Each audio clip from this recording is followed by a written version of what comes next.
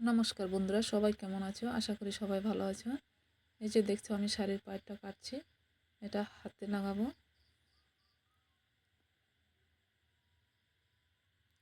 এটা চড়া নিয়েছি, 3.5 ইঞ্চি থাকবে, 4 ইঞ্চির থেকে একটু বেশি ছিল। এটা 7 ইঞ্চি আছে, আমি এটা রেডি করতে হবে 6 ইঞ্চি, টোটাল এটা 9.5 ইঞ্চি হবে। হাতের ফিটিংস থাকবে 5 ইঞ্চি। এটাকে 2 ভাঁজ করে নিলাম, 12 ইঞ্চি।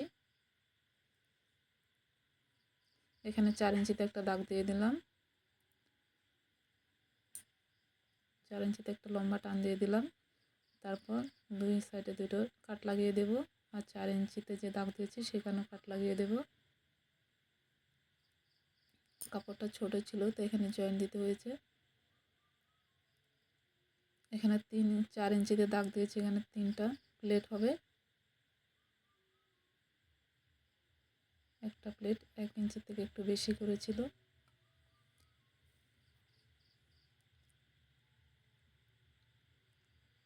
তারপরে এদিক থেকেও প্লেট বসিয়ে দেব, তবে এখানে প্লেটগুলো একটু ফাঁকা ফাঁকা থাকবে।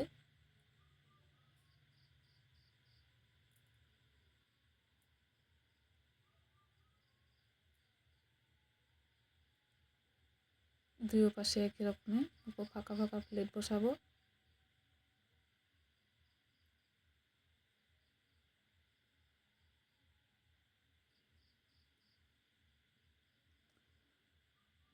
এটা লম্বা 7 ইঞ্চি ছিল, আর 3.5 ইঞ্চিতে আমি ডাউন দিয়েছি।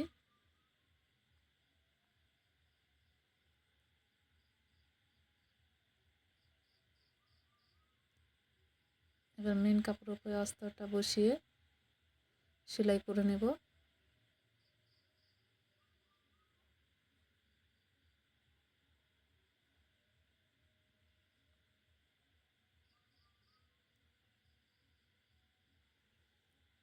পুরোটা এভাবে সেলাই করে নেব।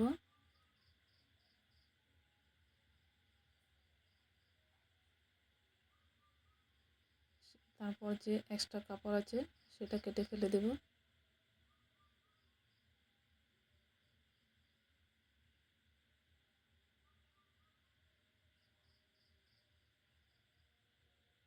তারপর এবার পাড়টা রেডি করে নেব। পাড়ের উপর আস্তারটা রাখিয়ে সেলাই করে নেব। তারপর পাড়ের উপর আরেকটা চাপ সেলাই দিয়ে দেব। তারপর পাড় আর মেন কাপড় একসঙ্গে রেখে আরেকবার চাপ সেলাই করে দেব।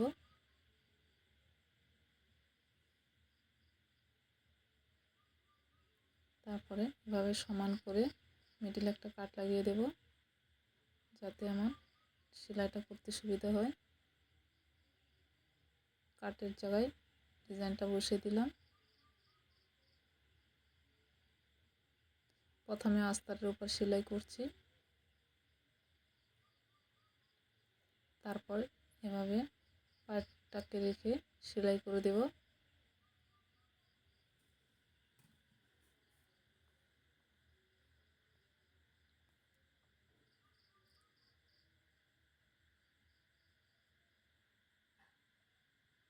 এভাবে এটাকে অল্প টেনে টেনে সেলাই করে দিলে আর ফুলে থাকবে না।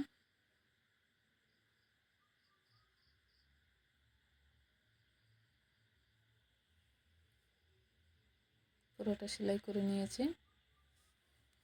তারপর এর মধ্যে একটা যেভাবে বোতাম লাগিয়ে দেব, ডিজাইন করা বোতাম।